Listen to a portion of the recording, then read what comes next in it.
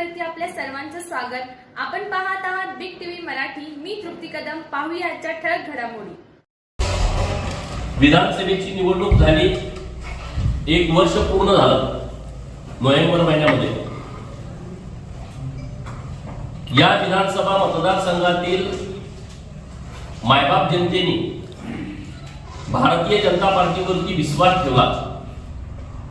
देशाचे नेते माननीय नरेंद्र मोदी साहेब, राज्याचे लोकप्रिय लाडके मुख्यमंत्री माननीय देवाभाऊ यांच्या कामावरती, यांच्या कर्तृत्वावरती, केंद्र सरकार आणि राज्य सरकार यांच्या योजनांवरती या विधानसभा मतदारसंघातील लाखो लोकांनी प्रचंड विश्वास ठेवून आणि भारतीय जनता पार्टीच्या माध्यमातून या विधानसभा क्षेत्रामध्ये जी कामं गेली अनेक वर्ष झाली नाहीत ती कामं व्हावीत, या तालुक्याचा चेहरा मोहरा बदलावा, या तालुक्यामध्ये मोठ्या प्रमाणात विकासाचा निधी यावा, सर्वसामान्य लोकांच्या जीवनामध्ये राज्य सरकार आणि केंद्र सरकारच्या माध्यमातून आमूलाग्र बदल व्हावा म्हणून त्यांनी भारतीय जनता पार्टीचा कार्यकर्ता म्हणून मला विधानसभेमध्ये आमदार म्हणून पाठवलं।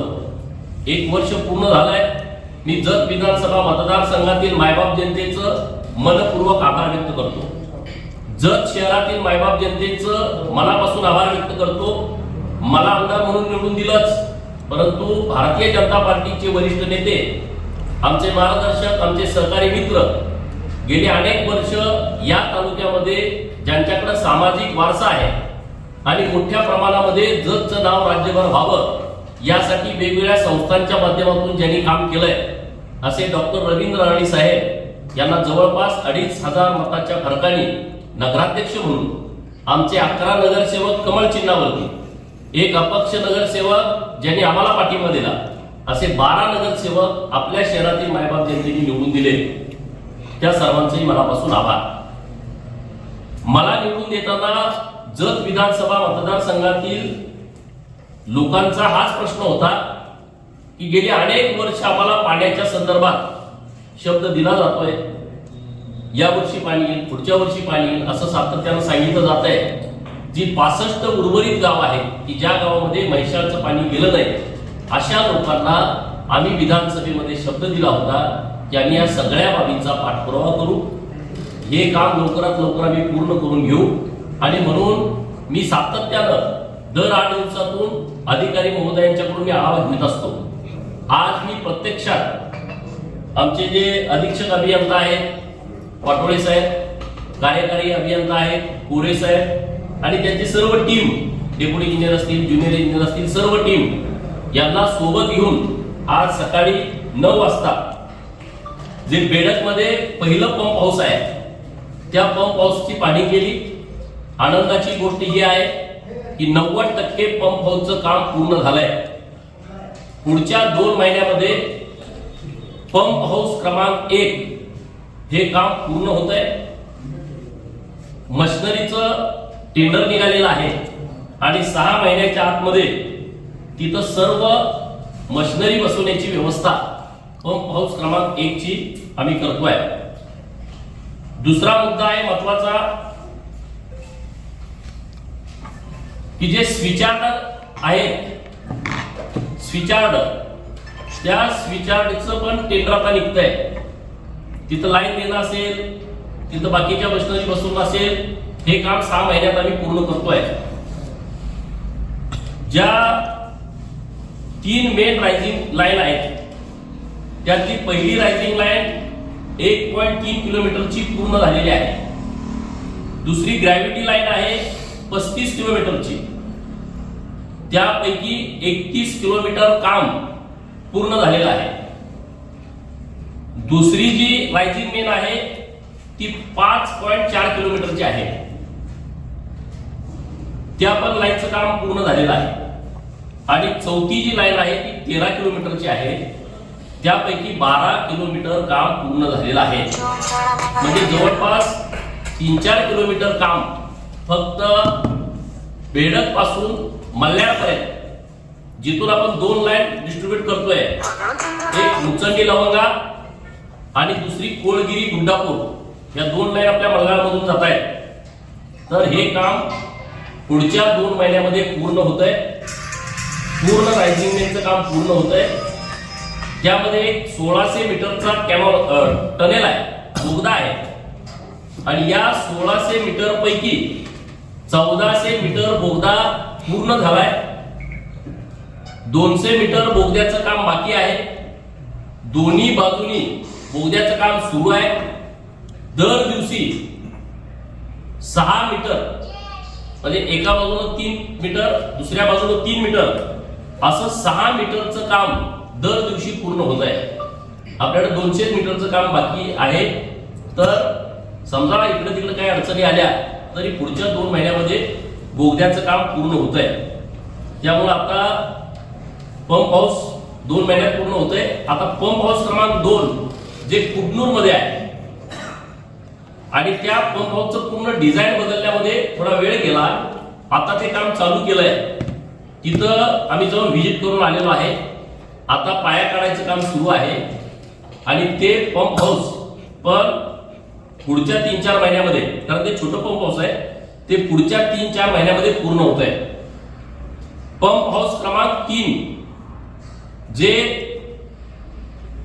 जिरग्याच्या तलावामध्ये आहे, मिरवाड आणि नकलापूरच्या त्या तलावामध्ये आहे. तर तिथे गेले 2 महिने पाणीच होतं, 2-3 महिने. आता ते पाणी पूर्णपणे आटलंय. आज मी त्याला काम करण्याच्या सूचना दिलेल्या आहेत. तर ती पूर्ण यंत्रणा लावून जानेवारीच्या शेवटच्या आठवड्यामध्ये पंप हाऊस क्रमांक 3चं सुद्धा काम चालू होतंय. आता तिथून पुढे आल्यानंतर 2 त्यांचे डिस्ट्रीब्युशन टँक आहेत, तिथेही मी व्हिजिट केलेली आहे. ते टँक पण आता पूर्ण झालेले आहेत. पहिला बेडकमध्ये आहे, दुसरा येळदरीमध्ये आहे. जे आपण बिळूर रोडला जातोय तिथं दुसरा डिस्ट्रीब्युशन टँक आहे. येळदरीच्या डिस्ट्रीब्युशन टँक पासून 2 लाईन जात आहेत आणि त्या 2 लाईन जात आहेत. एक मुचंडी लवंगा आणि दुसरी जाते कोळगिरी गुड्डापूर. तर ह्या 2 लाईन पैकी जी गुड्डापूरकडे जी लाईन जाते आहे ती एकूण 43.370 किलोमीटर आहे. 43 किलोमीटर वर 370 मीटर एकूण लाईन ही आहे. पैकी 13.800 किलोमीटर काम पूर्ण झालेलं आहे. आता त्यामध्ये मध्ये एक फॉरेस्टचं क्षेत्र येतंय. जत शहराला लगत आपल्या यल्लामा देवीच्या पलीकडचं जे फॉरेस्ट आहे ते फॉरेस्ट मधून ही लाईन जाणार आहे. तर त्यांच्यासाठी एक अधिकारी अपॉइंट केलेले आहेत फॉरेस्टच्या परवानगी घेण्यासाठी. जर या परवानगी लवकर मिळाली तर आम्ही आता मल्हार पासून जे कोळगिरी मुसंडी पर्यंत आम्ही लाईन टाकतोय. डिसेंबर पर्यंत आम्ही इथं जे तलाव आहे सोरडी टँक, नंतर कोळगिरी टँक, काराजंगी टँक, अचकनहळ्ळी टँक, हे जे सगळे इकडचे टँक आहेत त्या टँकला आम्ही डिसेंबर पर्यंत पाणी देतोय. डिसेंबर पासून पुढं साधारण एक 8-10 महिने ती लाईन कंप्लीट होण्यासाठी वेळ लागणार आहे. परंतु त्याची आम्ही वाट बघणार नाही. डिसेंबर पर्यंत मल्याळमध्ये पाणी पडतंय.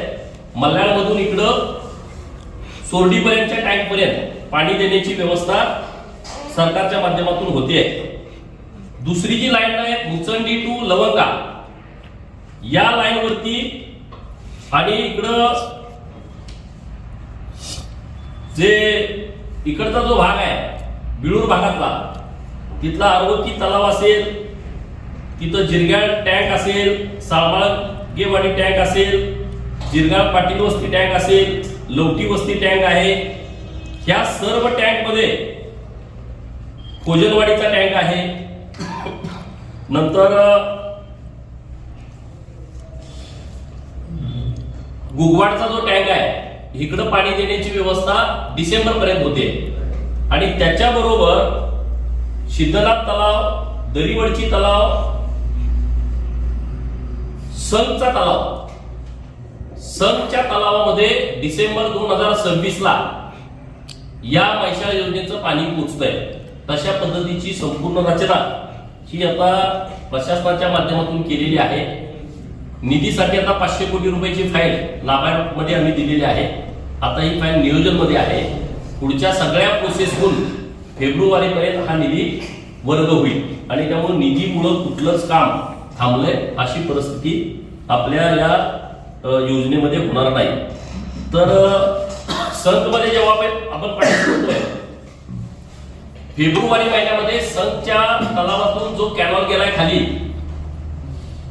तो कॅनॉल कुठपर्यंत जातोय? सोनलगीपर्यंत, सुसलातपर्यंत. हा कॅनॉल जुना आहे, नादुरुस्त आहे आणि त्याच्यातून पाणी सोडलेलं नाही आणि म्हणून 55 कोटी रुपये हे लाईनिंग करण्यासाठी प्रस्तावित केलेले आहे. टेंडर आता त्याचं होतंय. फेब्रुवारी महिन्यामध्ये हे टेंडर होईल आणि ते काम चालू होईल.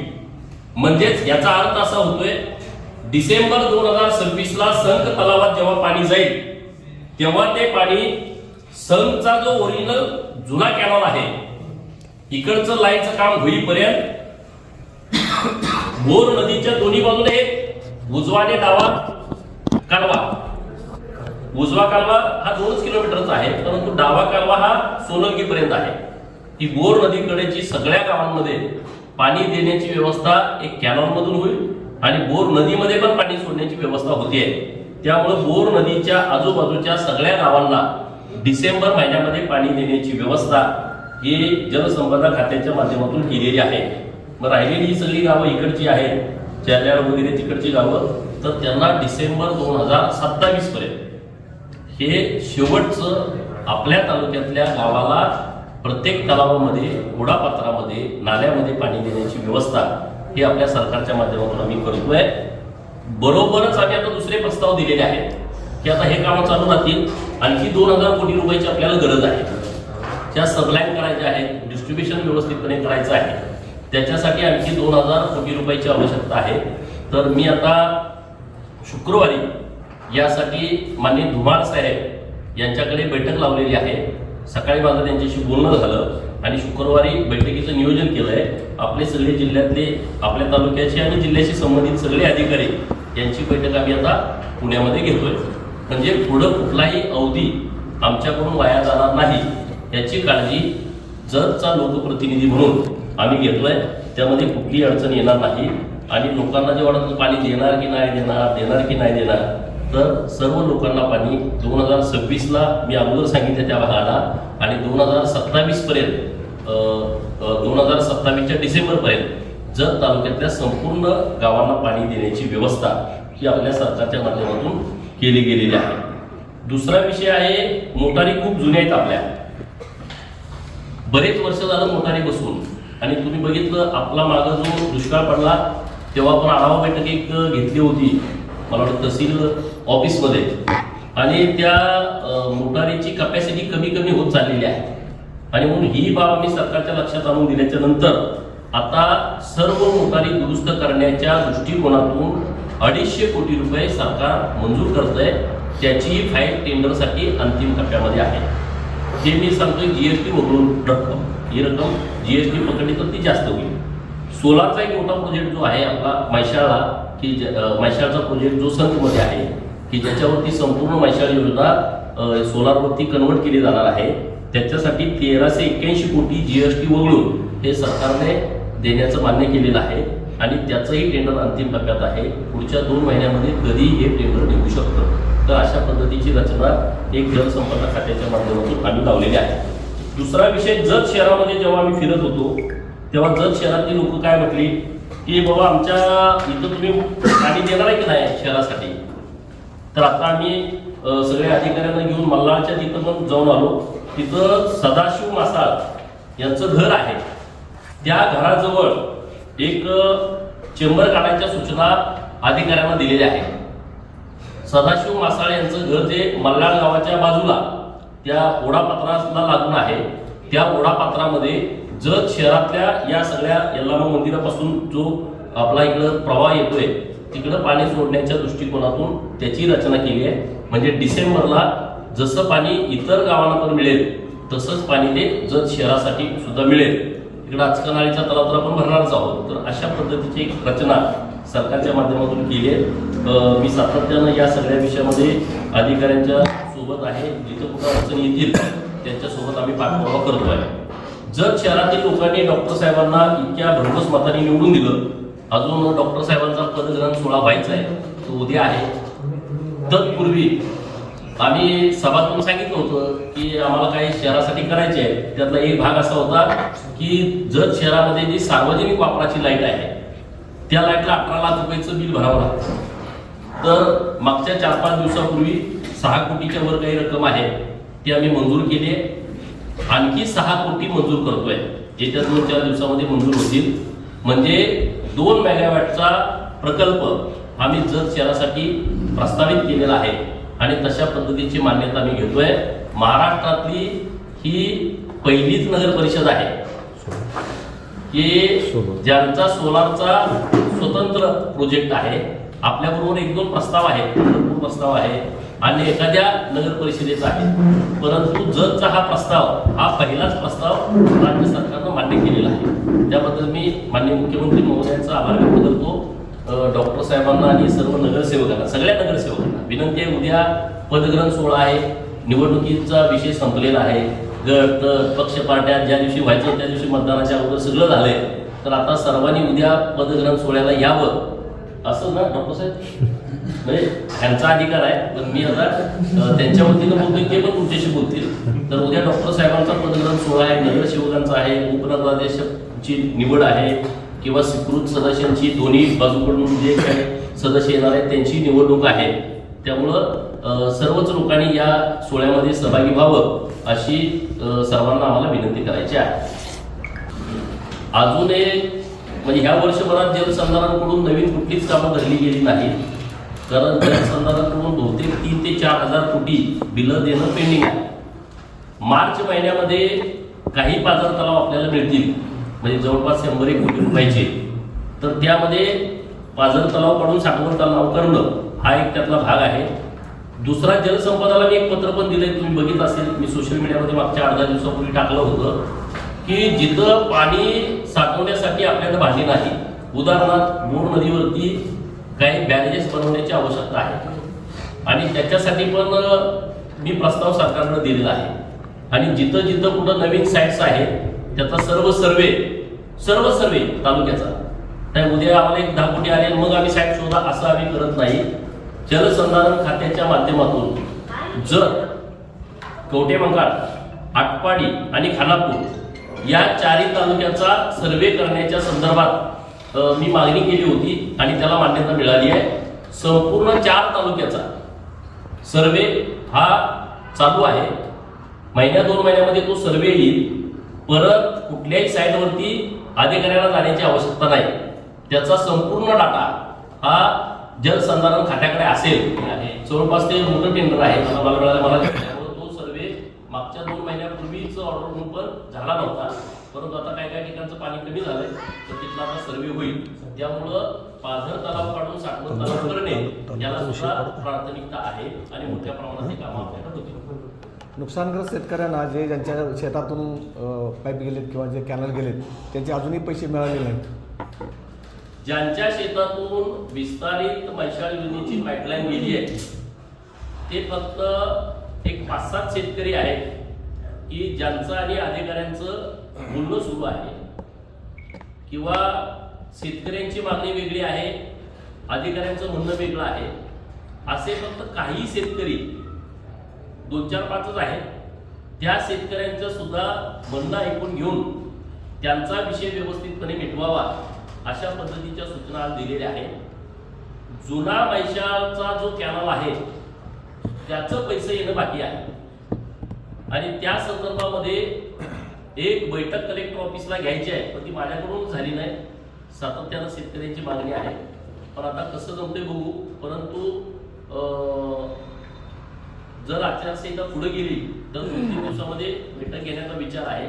जर लागली तर मग ते आता आचारसंहितेमध्ये होणार नाही. परंतु मी तिथं सातत्यानं पाठपुरावा करतोय की ज्या लोकांच्या जमिनी कॅनॉलमध्ये गेलेल्या आहेत, काय डिस्प्यूट असतील तर ठीक आहे, परंतु ज्यांचे वादविवाद नाहीत, परंतु दर दुसऱ्या प्लॉटला वेगळा मिळाला, आमच्या प्लॉटला कमी मिळाला, त्यांच्या झाडाला पैसे जास्त मिळाले, आमच्या झाडाला पैसे कमी मिळाले, असे काही तफावती आहेत, त्या तफावती दूर करून सरसकट सर्व शेतकऱ्यांचा विषय मिटवावा अशा पद्धतीचं नियोजन आम्ही करतो. जत तालुक्यामध्ये माडगाळ आणि संकलात 2 उपोषण झाले तालुक्या संदर्भात. हो. अप्पर तहसीलदार कार्यालयात जर विचार केला तर किरकोळ दाखले जर सोडले तर तिथं काही मिळत नाही. रेशन कार्डासाठी जत यायला लागते, बोराणी साहेबांना माहीत आहे. साधं स्टॅम्प देखील तिथे मिळत नाही. अशी प्रचंड सध्या अवस्था वाईट आहे तिथं. हे बघा, संकला जे उपोषण झालं त्या उपोषणाला पण मी भेटीसाठी गेलो होतो. सर्व लोक ॲग्रेसिव्ह होते आणि त्यांचं म्हणणं आहे की सर्व कार्यालय संकला झाली पाहिजे. दुसरा विषय त्यांचं म्हणणं असं होतं की उंदीला तुम्ही काही करू नये. तर आम्ही त्यांना समजावून सांगितलं की संकला जे अपेक्षित आहे ते तुम्ही मागा, ते देण्यासाठी आम्ही सरकारकडून प्रयत्न करू. उंदीच्या लोकांचं काय म्हणणं आहे, तिथल्या लोकांच्या काय भावना आहे त्यांचाही विचार करू.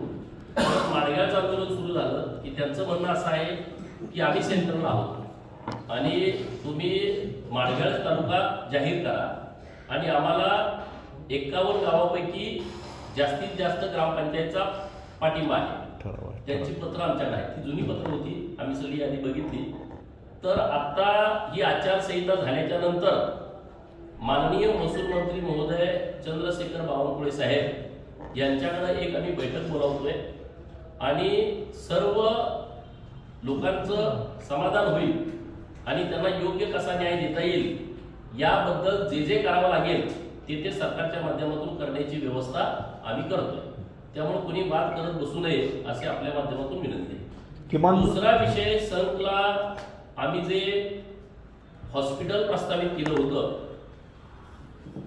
50 बेडचं हॉस्पिटल संकला करण्यासंदर्भात आता ते अंतिम टप्प्यामध्ये आहे. संघ पासून जत लांब आहे आणि त्या परिसरातल्या लोकांना तिथं आरोग्याच्या चांगल्या सुविधा मिळाव्यात यासाठी सिव्हिल सर्जन सांगली यांच्या माध्यमातून प्रस्ताव हा सरकारकडे गेलाय. तो आरोग्य सचिव साहेब यांच्याकडे होता.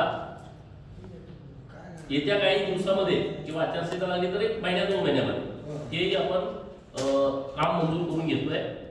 उंदीचा जो एसटी डेपोचा विषय होता, आता एसटी महामंडळाने जमीन हस्तांतरित करण्यासाठी प्रस्ताव माननीय जिल्हाधिकारी साहेब यांच्याकडे सादर करण्याची पूर्ण तयारी केली आहे. येत्या 2-4 दिवसामध्ये त्याला आचारसंहितेचं काही अडचण येत नाही तर ते उंदीतली जमीन जी महसूलची आहे ती एसटीला वर्ग करण्याच्या संदर्भातला प्रस्ताव गेल्याच्या नंतर आणि जमीन हस्तांतरण झाल्याच्या नंतर उंदीला राज्य सरकार डेपो घोषित करेल. ही 2 कामं आता प्रस्तावित आहेत आणि ते व्यवस्थितपणे चालू आहे. माननीय पशुसंवर्धन मंत्री महोदय आणि माननीय मुख्यमंत्री महोदय यांच्याकडे पशुसंवर्धन जमिनीमध्ये एक पशुवैद्यकीय महाविद्यालय असावं असा जो प्रस्ताव दिला होता त्याचा अहवाल आता नागपूरला जे पशु वैद्यकीयचं सगळं प्रशासन बसलंय त्यांच्याकडे तो गेला होता. तर त्यांच्याकडूनही सकारात्मक प्रस्ताव राज्य सरकारकडे येईल अशी आम्हाला अपेक्षा आहे आणि तसा आमचा प्रयत्न आहे.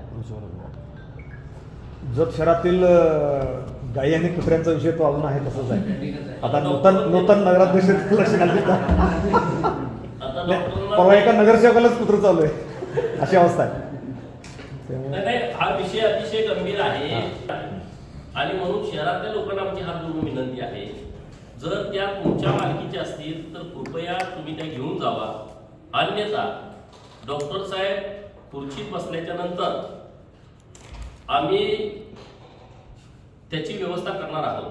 त्या सर्व गायी अत्यंत सन्मानपूर्वक, अत्यंत काळजीपूर्वक चांगल्या ज्या गोशाळा आहेत त्या गोशाळेकडे आम्ही पाठवणार आहोत. त्यामुळं त्यांचे जर मालक असतील तर त्यांनी त्याची काळजी घ्यावी, मालक नसतील तर नगरपालिका आमची काळजी घेईल. जे मोकाट कुत्र्यांचा विषय आहे तर त्याच्याबद्दल एक उद्याचा दिवस जाऊ द्या. सीओ साहेबांच्या सोबत बसून डॉक्टर साहेब योग्य निर्णय घेतील आणि त्याच्यापासूनही लोकांना जो त्रास होतोय तो पूर्णपणे थांबवतो. नगराध्यक्ष आणि सदस्य काय अध्यक्ष साहेबांचा विषय आहे, ते त्यांच्या अधिकाराचा विषय आहे, ते त्यांच्या पद्धतीनं योग्य निर्णय घेतील. स्वीकृत सदस्यासाठी आमच्याकडं आमचे खूप सहकारी इच्छुक आहेत, पण सदस्य एकच पद हे भाजपाच्या वाट्याला आलंय. मला वाटतं एक काँग्रेससाठी गेलेलं आहे आणि त्यामुळं योग्य निर्णय डॉक्टर साहेब घेतील. उपनगराध्यक्ष पदासाठी 2-3 आमचे सहकारी मित्र इच्छुक आहेत, तर आज संध्याकाळी त्यांच्यासोबत चर्चा करून डॉक्टर साहेब तोही मार्ग काढतात.